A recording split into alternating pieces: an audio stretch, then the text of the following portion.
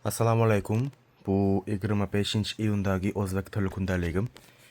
Men buni hozir 26-iyunda tungi soat 4:30da yozib, ChatGPT bilan tekshirgandan keyin hozir esa 27-iyunda tungi soat 4:30da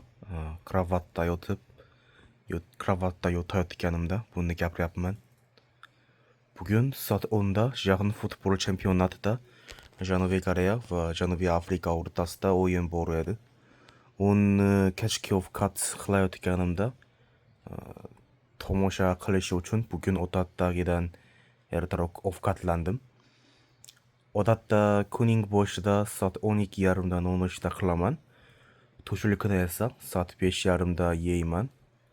Kechki ovqatni esa qornim och qolsa va nonushta kunduzgi soat 1lar atrofgacha ko'p o'qisam, soat 11, soat 12larda qilaman.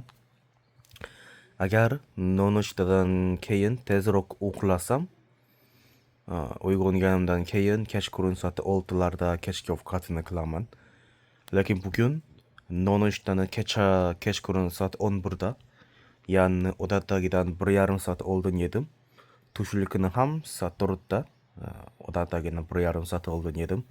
Natijada kechki ovqatni ham soat 10da yedim. Kechki ovqat uchun uyga qaytayotganimda ilova orqali buyurtma berdim.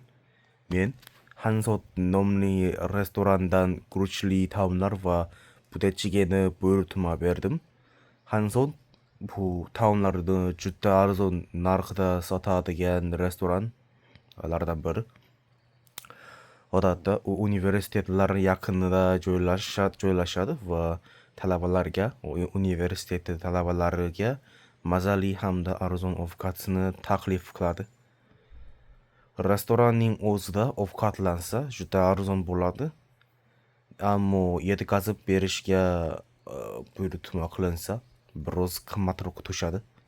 Chunki narxi esa juda arzon, lekin yetkazib berish uchun minimal buyurtma puli bor.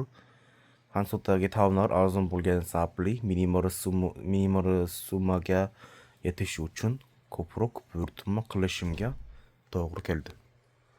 Aslida ikkita taomning o'zi ham menga yetarli edi, lekin oxir oqibat 3ta taom buyurtma qilib taxminan 20,000 won to'ladim. Agar Janubiy Koreya Janubiy Afrika bilan durang o'ynaganida ham guruhda ikkinchi o'rinni egallab final bosqichga chiqishi mumkin edi. Men ham, ko'pchilik koreyaliklar ham Janubiy Koreya g'alaba qozonishini o'ylagandik. Ammo natijada Janubiy Koreya mag'lub bo'ldi. Nimaga? Bilmayman. Chunki Janubiy Afrika ham unchalik kuchli jamoa emas edi. Nimaga biz mag'lub bo'lishini bilmayman, tushuna olmayman. Shunga qaramay Koreya yutqazdi. Futbolchilarning aksariyati umuman irodasiz ko'rindi. Top nazorati ham juda sust edi.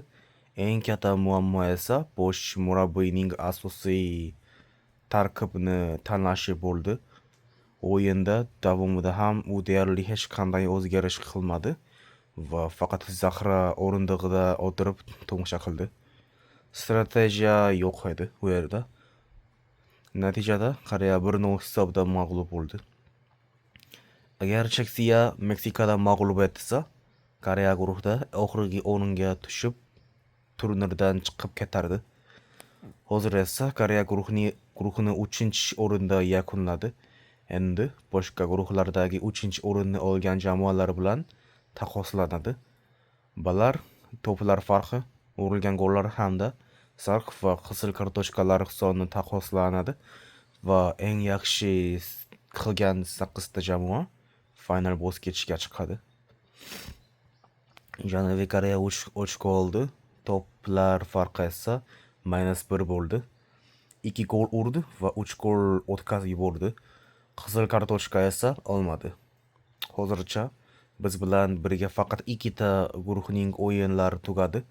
Hali ham musobaqadan chiqib ketishi xavfi bor.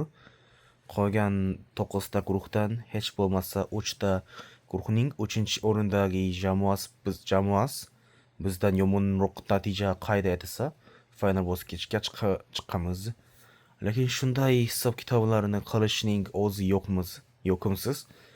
Janubiy Afrika kabi jamoaga yutqazgan bo'lsak, final bosqichga chiqqanimizda ham yana mag'lub bo'lishimiz mumkin. Bo'lishimiz kerak. Mag'lub bo'lamiz. Hozirgi chempionatda final bosqichga 32 jamoa chiqadi. Avvalgi musobaqalarda esa faqat 16 jamoa chiqardi. Shunga qaramay, Koreya bunday imkoniyatdan ham foydalana olmadi.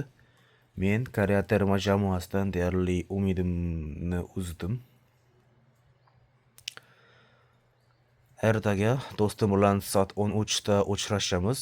U men bilan bir xil o'rta maktabni bitirgan juda yaqin do'stim.